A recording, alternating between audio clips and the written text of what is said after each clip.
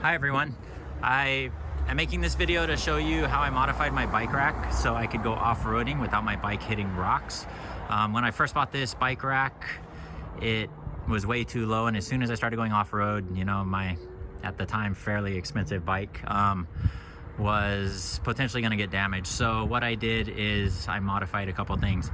One of the first things I did is I have this receiver, and if you see all those nuts and bolts, is what that is that clamps everything down, so it prevents things from wobbling around. A lot of receivers have a lot of play in them, so this really clamped it down, so it just locks it down so it's not bouncing back and forth and fatiguing things.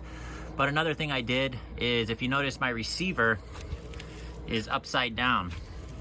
Before, this portion was down here, so I was able to flip it because there was a gap here, because I actually have a body lift on this 4Runner, and it was perfectly fit. All I had to do is swap this cross member and flip it around. All the bolt holes lined up, and now what used to be down here, I got about 4 inches of clearance just off flipping my receiver.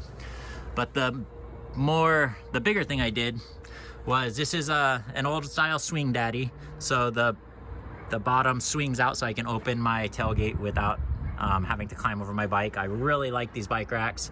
I know the tray systems are definitely more popular, but you know, I do camp extensively out of this vehicle, so it's nice to get it out of the way when I'm just kind of living out of it. So what I did is I went to a welder and I got them to cut this cross member. It just goes down from the bracket here all the way up to where it arches over and the bikes mount. And I got them to cut it and weld in an 18-inch extension. At one point it did have a crack weld, so I put 2 bolts and then I got them to re-weld it. And that got me 18 inches of additional clearance. And another thing I do is, all these bike racks, they just fasten up on the bar, but your bike swings a lot, and that's not good as well. So I just have some tie wire and I just tie my pedal to it, and that really keeps it solid. But if you look, this is the clearance I got. So once again, just to wrap this up, with the 4 inches of turning the receiver over and the 18-inch extension on the bar, that's 22 inches of additional clearance for the bike.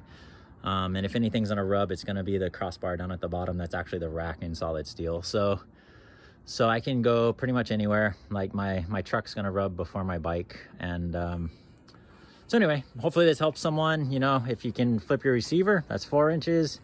If you can somehow extend a piece of metal here or there, that can really get you up higher.